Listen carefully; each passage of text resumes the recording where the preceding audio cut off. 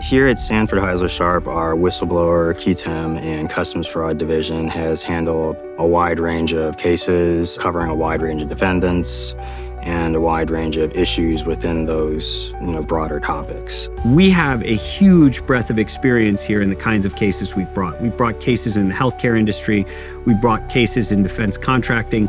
We've brought cases in customs fraud. We've brought cases involving the Trade Agreements Act. We've brought international whistleblower cases, and the list goes on and on. Key 10 cases are a special type of cases where we, Sanford Heisler Sharp, would step in as private attorney general to represent whistleblowers and expose fraud that essentially cost the U.S. government money.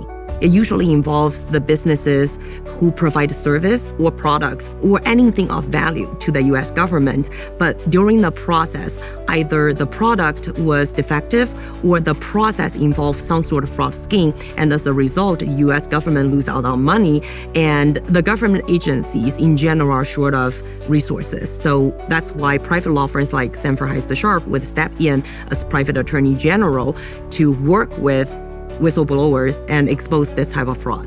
We handle a full array of whistleblower cases, and that means both cases under the Dodd-Frank Act and also cases under the False Claims Act.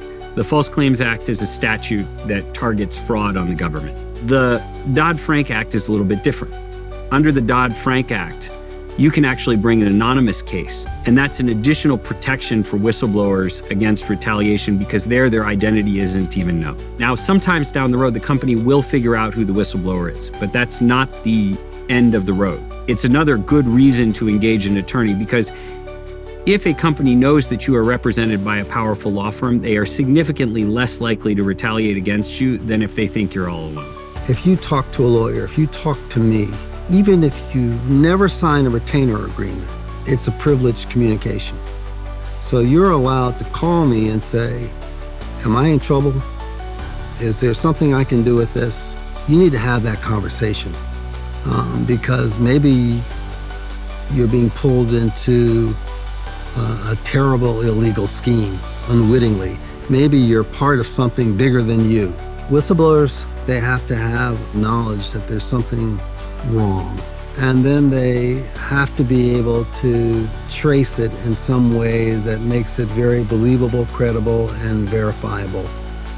Sometimes that means documents. Other times there are emails or traffic that goes back and forth discussing what are we going to do about this and how dangerous it is and what might happen with it and that sort of thing. And I think you have to be able to verify it either by a document or copy of a chat or just superior knowledge that is credible because of the gravity of the information that you're coming forward with.